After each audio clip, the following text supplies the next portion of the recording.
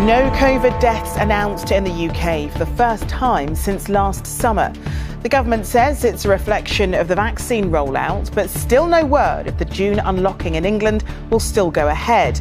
But in Scotland, Nicola Sturgeon's still being cautious, delaying lockdown easing in parts of the country. In areas where cases are relatively high or rising, our judgment is that a slight slowing down of the easing of restrictions to allow time for more people to be fully vaccinated will help protect that progress overall. Also tonight, a manhunt in Lincolnshire finally ends with the arrest of this man, accused of murdering a mother and her young son. Baby Arthur Morgan becomes the first in the UK to get what's said to be the most expensive drug in the world to save his life. And after the gloom of spring, it's bank holiday joy, with the hopes now of a long, hot summer.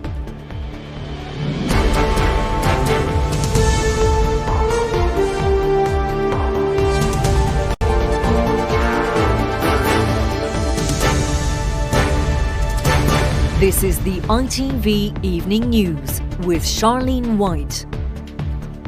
Good evening. With the debate raging over plans to lift the lockdown on June 21st, today there was a landmark COVID moment. There have been no new coronavirus deaths for the first time since last summer. The Health Secretary, Matt Hancock, said people in Britain would be so glad to hear the news, but warned we haven't beaten this virus yet. But in Scotland, Nicola Sturgeon was being cautious. Large areas of the country were told restrictions won't be eased yet because of a spike in cases. Here's our political correspondent, Carl Dinnan. Despite 0 deaths being reported today, some businesses will not be reopening as soon as they'd hoped. This play centre in Renfrewshire will be staying closed as the First Minister paused the easing of restrictions in parts of Scotland. Many public health experts are warning that the UK could, and I stress could, now be at the start of a third wave of the virus. In areas where cases are relatively high or rising, our judgment is that a slight slowing down of the easing of restrictions to allow time for more people to be fully vaccinated will help protect that progress overall. In Bradford, trials have begun on giving a third vaccine dose. So far, 3/4 of UK adults have had 1 dose and half have had 2. But vaccines may not fix everything. The vaccine alone is not enough to keep this virus under control. We can still go back to a massive wave that could impact on the NHS, either in huge numbers or impact on us catching up. And I think we just need to make sure that people are aware that vaccination is not the only issue. You have to have vaccination in place and keep the numbers under control. Otherwise, it could go rife again. The fact that no COVID deaths were reported today puts the weekly total at 43, down 10% on the week before. But the numbers of people testing positive is still increasing, up nearly 32% week on week, with the total number of hospital admissions low, but also on the increase by more than 23%. In 2 weeks' time, ministers will use this kind of data to decide whether to drop the remaining restrictions. There's been no decision taken. We're going to be making sure that we can make that decision when the time comes with the very latest information, the latest data and the latest advice from the scientists. But for businesses like Jeremy Joseph's nightclub, not knowing whether they can fully reopen in 3 weeks is a huge headache. I need something that's going to say, this is how we're going to help you, and this is when we think you're going to be back to earning what you need to earn to keep the business afloat. So like many others, Jeremy is preparing for the big night anyway. We will literally count down to midnight. Then at midnight, confetti cannons, balloons, explosion, and everybody hopefully will be hugging. It'll be lights, it will be music, it will be dancing again. Fingers crossed. There are fingers crossed all over the country. Carl Dinnan, ITV News, Westminster. New Year's Eve. Well, our health editor, Emily Morgan, has joined us in the studio. So 0 deaths reported today. Should we see that as a positive sign? Yeah, of course it's positive. I mean, of course it is, especially when you look at it in the context of what has been going over the last few months. So last month we were recording an average about 30 deaths a day. The month before that, 200 deaths a day. So yes, of course it is positive. We do have to remember, though, that after a weekend or indeed a bank holiday, deaths recorded do tend to be much, much lower because of a delay in recording them. So no doubt there'll be deaths recorded tomorrow. We must also remember that any deaths recorded today really reflect what was going on in the country 5 or 6 weeks ago. And that, of course, is when cases were very low. We hadn't eased restrictions then. They are now double what they were then, and hospitalisations are beginning to creep up. So the picture today is very different to what it was then. So we may start to see deaths reflecting that in a couple of weeks' time. So we are not out of the woods by any means. There are still millions of people who are still not fully vaccinated, and cases are going up. So I think we're at a really fragile time of the pandemic. OK, Emily, thank you. A murder suspect was led away from a farm building in Lincolnshire today after a 16-hour manhunt. Police had taken the unusual step of naming Daniel Bolton as being wanted for questioning after a woman and her 9-year-old son were found dead at a house in the market town of Louth. Both were known to the suspects and both had suffered multiple stab wounds. An off-duty police officer was also injured during the manhunt. Well, Sangeeta Lal is in Louth for us tonight. Sangeeta. Well, the events of yesterday have completely shocked this community, and many members of the public have been laying tributes here. Now, residents even told me they've been trying to support the police through that search last night. Neighbours even said they'd been checking their own garden sheds as they searched throughout the night. He'd been on the run for 16 hours, hiding in fields and farm buildings before police arrested him. Daniel Bolton is wanted in connection with the murder of 2 people. The bodies of Beth Ann Vincent, who was 26, and her 9-year-old son, Darren Henson, were found here yesterday evening. Today, police said they lost their lives in a devastating way. We will do everything we can to deliver an effective investigation, an effective response to deliver justice for them. Police started their search at a house in Louth after the victims were found with stab wounds. Officers were called to High Home Road at around 8:30 last night. And at around midday today, after hunting for their suspect overnight, they arrested 29-year-old Daniel Bolton just over a mile away at a farm in Hallington. Well, during that police search, an off-duty officer actually tried to stop him and was injured while doing so. Eyewitnesses then say they saw a man near here banging against a car window, shouting, "Let me in." When that failed, he came to hide in these farm buildings, and armed officers were able to find him when he ran into the fields behind. And today, the community of this small market town have been paying their respect. And then the policeman came to our door, so then we told us to stay inside. And then all the policemen and our police turned up. It's horrible, especially when it's 2 doors down from our house. It's like... And kids are involved. Specialist teams are now searching the area to try and understand what happened here and how a mother and her child could lose their lives in this way. Sangeeta Lal, ITV News. A post-mortem examination has found Sarah Everard died from compression of the neck.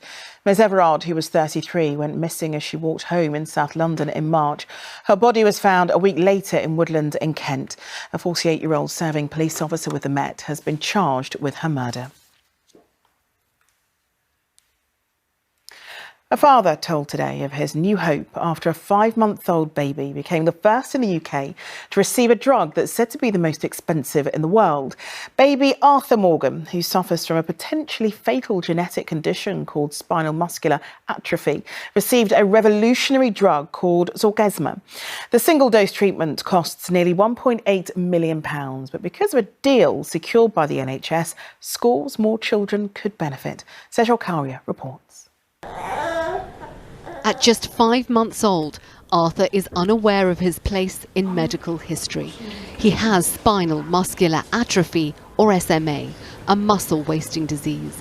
He can barely move his limbs, but here he's been given gene therapy, which could improve his condition. Zolgensma is the world's most expensive drug, and he is the first to receive it on the NHS. We're so grateful and happy for all the doctors, the nurses and everyone in the NHS. We're over the moon. Arthur's genetic condition affects around 40 babies a year. In healthy people, a gene called SMN1 produces protein that ensures our motor neuron cells work properly. If it's faulty, it stops making the protein and causes loss of muscle control. Zolgensma contains a healthy copy of the faulty gene, wrapped in a harmless virus. It's injected into the body and spreads to the motor neuron cells, prompting them to make new SMN protein needed for muscle function. The Evelina Children's Hospital in London is one of 4 specialist centres in the UK offering the drug, which some are calling groundbreaking. If you went back 20 years, the conversation with parents with a newborn infant with SMA type 1 was sadly a very difficult conversation, because we would really be looking at a palliative care approach, supporting the infant to give the best quality of life, but with a very shortened life expectancy of a year or 2. Edward is hoping to receive Zolgensma. He's 8 months though, and the longer he waits, the less effective the drug might be. It's the difference of him walking and not walking. How long is it going to take? Children with SMA do not have months to wait, and it is a great concern. As the older Edward gets, the less eligible he will be, and the further in the back of the queue he's going to end up being. Doctors now want the condition added to the newborn screening programme, so all babies with SMA, just like Arthur, can get the chance at having the best possible future. Sejal Karia, ITV News. One of the favourite destinations for British holidaymakers is hoping for a last-minute summer reprieve from the government this week. The beaches, tavernas, nightclubs and holiday homes of the island of Corfu stand near deserted so far this year. As Juliet Bremner reports, business owners there are desperately hoping Corfu will be promoted to Britain's COVID travel green list.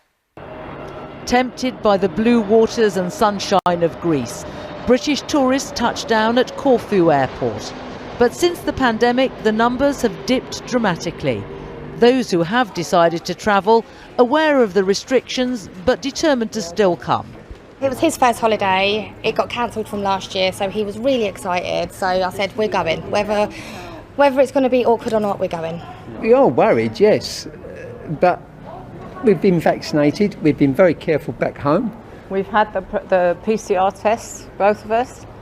And we've got the lateral flow ones for when we come home, and then the ones for day 2 and the one for day 8. Corfu is currently on the amber list of countries. Tourists choosing the destination must self-isolate when they get home. Only a few are willing to accept such tough rules. Normally at the start of June, the beaches and tavernas would be filling up, but not this year. Instead, sun lounges and hotels remain empty. This is the party town of Kavos, usually a magnet for young holidaymakers. But the bars are shut and the nightclubs silent. It's more like a ghost town than a thriving holiday resort. And businesses are understandably desperate for Corfu to be put on the green list. But they're frustrated because they don't know what targets they have to hit to ensure that happens. Despite sticking strictly to the COVID action plan insisted upon by Greek law, all 120 houses let by one of the biggest villa companies on the island are empty after bookings were cancelled. At hotels, guests must wear masks and gloves to serve their food as part of the safety measures.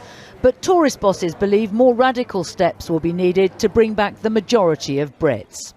Imagine a family of 4, 1 PCR times 4, having paid for their holiday, having paid for PCR tests to come down to Greece or self-tests to come down to Greece. It is all mounting up.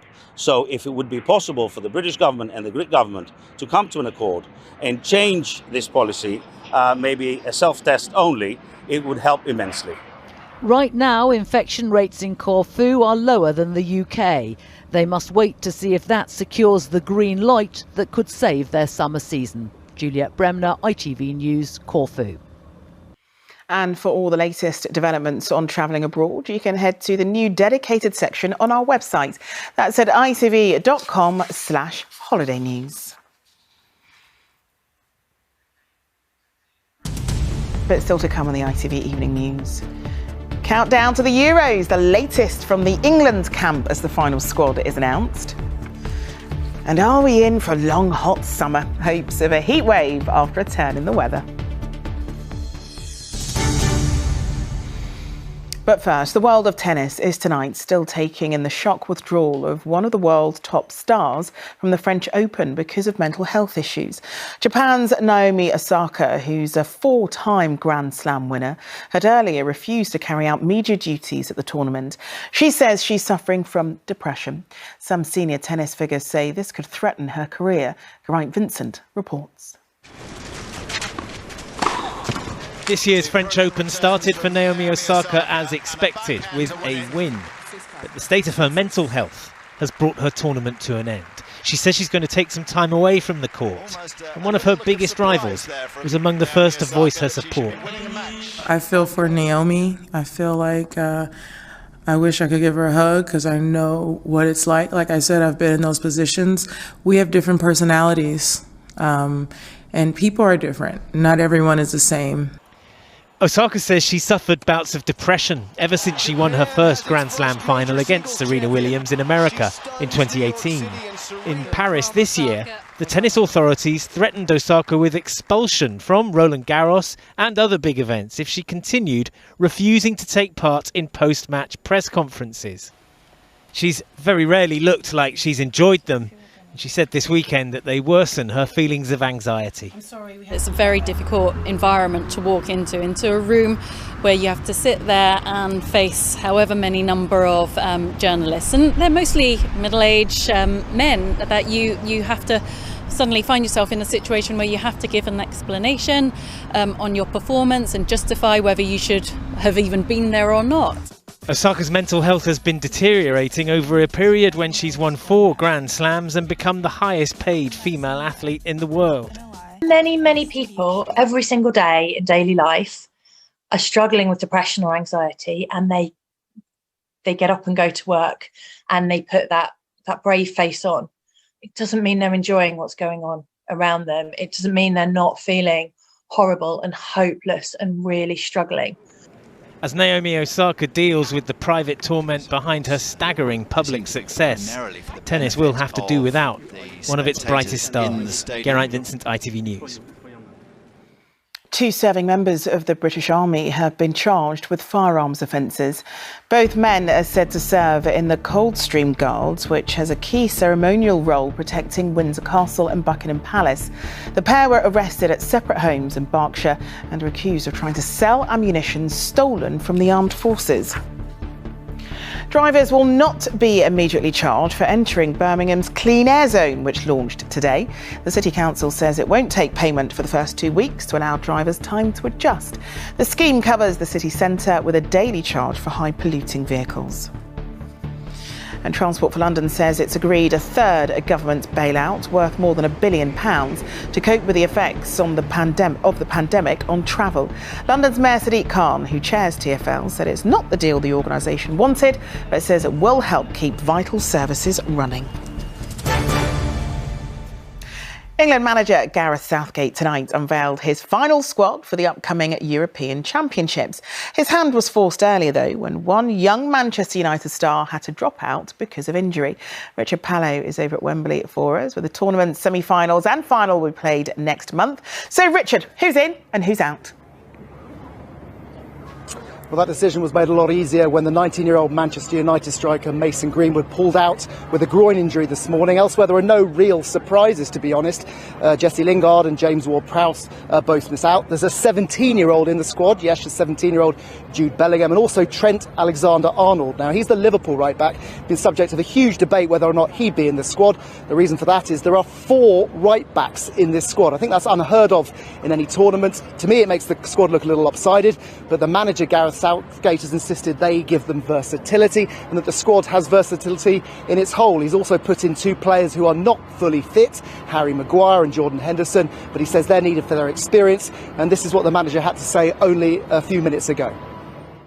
We're here to play 9 games, and we know we already have some injury doubts in the group. We need adaptability, we need good players, we need good professionals, tactically savvy players, and we're fortunate that we've got old and young players who fit all those categories.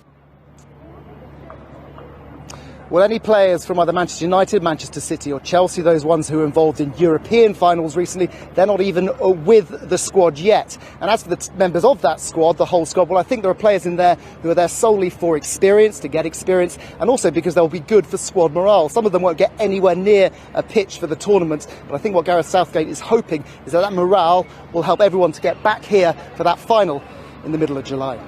All right, Richard, thank you. A man shared his unique drone footage of an erupting Icelandic volcano right up to the moment he lost control of the aircraft, with the camera taken out by a burst of exploding lava. Now, these are the extraordinary slow-motion pictures filmed by YouTuber Joey Helms. He was flying the remote-controlled drone right over the lava river and towards the crater. But he said it proved to be the drone's very last flight, with this the final image it beamed back before being lost to the magma. Just incredible. Right, finally, at times last month, it felt like there was no end in sight to one of the wettest and gloomiest springs many people could remember. Until the Maybank holiday weekend arrived, that is, when suddenly the country was basking in sunshine and record temperatures. And as Martha Fairley reports, the mood has suddenly switched to hopes for a long, hot summer. After a bank holiday weekend of wonderful weather, what a way to start the half-term holiday. Thousands flocking to the coast for a sea breeze and a break. With limited options for a foreign holiday, Liz Spicer and her family have chosen to staycation for a week in Margate instead. I feel like we deserve it, to be honest. We've all been kind of locked up at home, and the last few weeks haven't been great either, have they? So no, we're really happy, and yeah, just happy to be down here. And after the highs and lows of the last year, while the sun keeps shining, the Great British seaside is proving a popular choice. Why not? Why don't we make the most of the British weather and what we have here until everything with COVID is kind of settled down and gone? It's a last minute thing just for the day. Planning to come yesterday, but we knew it'd be busy, so we made plans for today. Across the country, temperatures soared. Worley Weir near Bath among the hottest, while the sun brought out the crowds in the Cotswolds. And after yesterday's record high in the Scottish Highlands, Royal Deeside was a little cooler, but still bathed in glorious sunshine. We've got rides coming on in about 3 weeks' time. It's all good news for businesses relying on tourism for a much-needed boost, like Margate's Dreamland amusement park. We're really hoping this weather's here to stay, that we're going to have a bumper summer. People are going to come out, they're going to support businesses like ours, because we really need that. We need the support from locals and people coming from further afield. While restaurants and takeaways are enjoying a sudden surge in sales. Almost a struggle to kind of deal with it. It's like so many more people than previous years, where I think everyone's staying in England rather than going overseas. Everyone's staycationing and coming to the coast, Margate Riviera.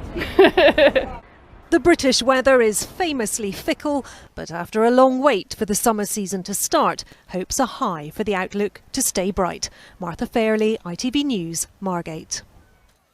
You can't beat a spot of Margate, that's for sure. Right, that's it for now. Tom will be here at 10:25 tonight, but for me and the whole of the team, bye-bye.